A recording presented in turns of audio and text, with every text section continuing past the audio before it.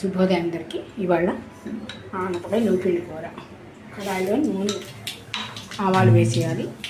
సన్నగా తరిగిన ఆనపకాయ,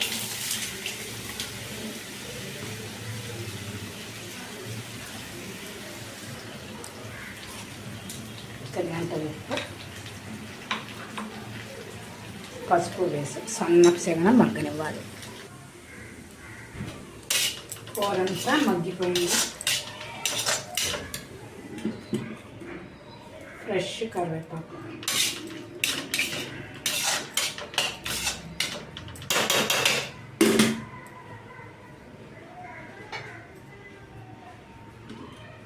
ఇంట్లో కొట్టిన ఫ్రెష్ నువ్వులు.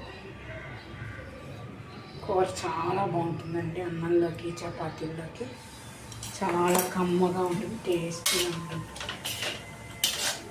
ఆనపకాయ నూపిల్లి కలుపుకుంటేనే గుమ్మ వాసన వచ్చేస్తుంది. సన్నపు సెగన 5 నిమిషాలు మగ్గితే చాలు.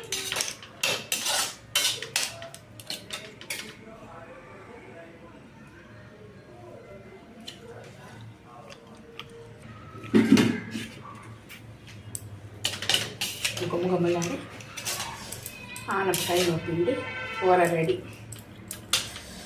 చాలా టేస్టీగా ఉంటుందండి కూర. అలా తినే బుద్ధి అవుతుంది. వావ్.